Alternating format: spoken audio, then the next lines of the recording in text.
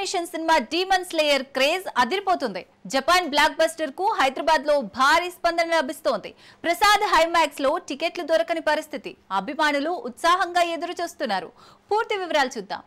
Demon slayer Japan anime సినిమా 2025లో ప్రపంచవ్యాప్తంగా సంచలనం సృష్టిస్తోంది.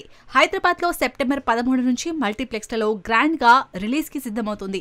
ట్రైలర్ విడుదలైనప్పటి నుంచి అభిమానుల ఉత్సాహం ఆకాశాన్ని తాకింది. ప్రసాద్ ఐమాక్స్ లో 20,000 టికెట్లు అమ్ముడయ్యాయి. ఇది యానిమేషన్ సినిమాకు అరుదైన రికార్డ్.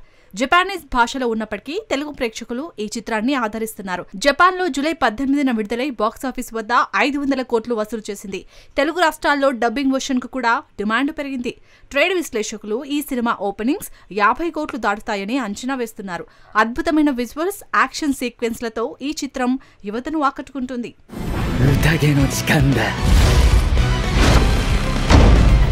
జాంబీ రెడ్డి సినిమాకు సీక్వెల్ రానుంది. ప్రశాంత్ వర్మ దర్శకత్వంలో తేజ సజ్జా హీరోగా నటిస్తున్న ఈ చిత్రం అంతర్జాతీయ స్థాయిలో రూపొందుతోంది.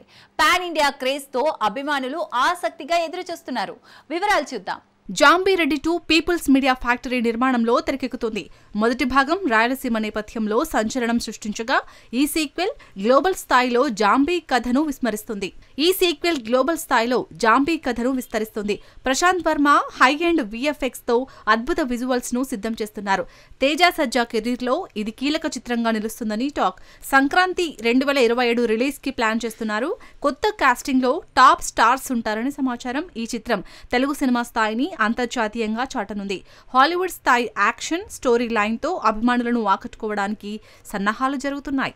మొదటి భాగం సక్సెస్ ను మించి ఈ సినిమా బాక్సాఫీస్ వద్ద కొత్త రికార్డులు సృష్టించే అవకాశం ఉంది.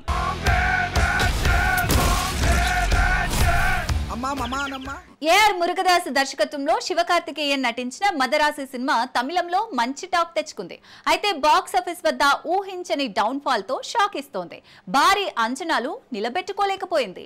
డీటెయిల్స్ చూద్దాం. మదరాసి 180 కోట్ల బడ్జెట్ తో రూపొందిన యాక్షన్ థ్రిల్లర్ సెప్టెంబర్ 5న విడుదలై మొదటి రోజు 22 కోట్లు వసూలు చేసింది.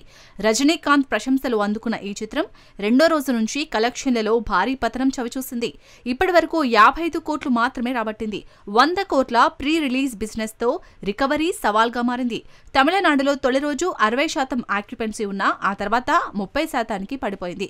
ఓవర్సీస్ మార్కెట్లో స్వల్ప ఆదరణ లభించినా ఇండియాలో కలెక్షన్స్ నిరాశపరిచాయి. ట్రేడ్ విశ్లేషకులు ఈ చిత్రాన్ని ఫ్లాప్ గా ప్రకటించారు.